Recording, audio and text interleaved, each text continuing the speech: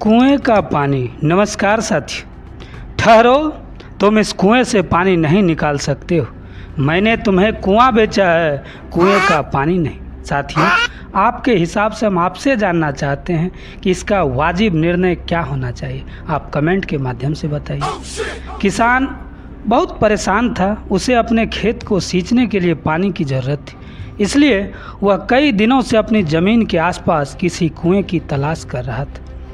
इसी तलाश में वह घूम ही रहा था कि अचानक उसे एक कुआं दिखा। यह कुआं उसके खेतों से बहुत ही नज़दीक था, इसलिए किसान बहुत खुश हुआ। उसने सोचा कि अब उसकी परेशानी खत्म हो गई। यह सोचकर वह खुशी खुशी घर चला गया। अगले दिन वह पानी लेने कुएं पर पहुंचा। जैसे ही उसने कुएं के नज़दीक रखी बाल्टी कुएं में डाली, वहां एक आदमी आ धमका। वह किसान से बोला, यह कुआं मेरा है, तुम इससे पानी नहीं ले सकते। अगर तुम इस कुएं से पानी लेना चाहते हो तो तुम्हें इस कुएं को खरीदना होगा। यह बात सुनकर किसान कुछ देर रुका और फिर मन में सोचने लगा कि अगर मैं इस कुएं को खरीद लूं तो मुझे कभी पानी की कमी नहीं होगी और ना ही मुझे पानी के लिए इधर उधर भटकना पड़ेगा। फिर क्या था, दोनों के बीच एक रकम तय हुई। किसान के पास उतने पैसे नहीं थे, लेकिन वह यह मौका नहीं छोड़ना चाहता था, इसलिए किसान ने उस आदमी को अगले दिन वह रकम देने का वादा किया और घर की ओर चल दिया। किसान के लिए कुआं खरीदने का यह अच्छा मौका था, इसलिए वह इस काम में जरा भी देर नहीं करना चाहता था। घर पहुंचते ही उसने अपने करीबियों और दोस्त से इस बारे में बात किया और कुएं के लिए तय की गई रकम का इंतजाम करने के लिए जुट गए। थोड़ी भागदौड़ और कोशिश के बाद आखिरकार उसने वह रकम जमा कर ली। अब वह पूरी तरह से निश्चिंत हो चुका था कि उसे कुआं खरीदने से कोई नहीं रोक सकता। जमा किए हुए पैसा लेकर फिर वह घर चल गया।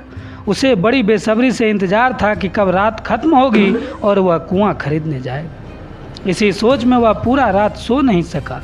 अगले दिन सुबह होते ही वह कुआं खरीदने निकल पड़ा। उस आदमी के घर पहुंच किसान ने उसको पैसे दिए और कुआं खरीद लिया।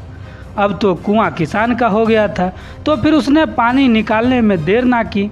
जैसे ही किसान ने कुएं से पानी निकालने के लिए बाल्टी उठाई, फिर उस आदमी बोला, ठहरो, तुम इस कुएं से पानी नहीं निकाल सकते हो।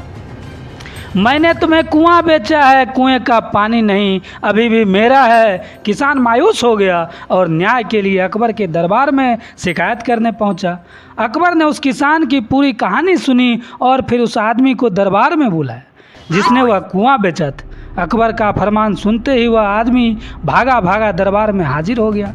अकबर ने उससे पूछा, जब तुम इस किसान को अपना कुआं बेच दिए हो, फिर इसे पानी क्यों नहीं लेने दे रहे हो? आदमी बोला, महाराज, मैंने इसे केवल कुआं बेचा था, पानी नहीं। यह बात सुनकर अकबर भी सोच में पड़ गया।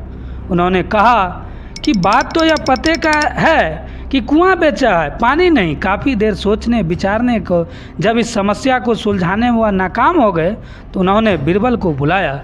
बीरबल बहुत ही बुद्धिमान था, इसलिए अकबर किसी भी मामले पर फैसला लेने से पहले बीरबल की राय जरूर लेता था।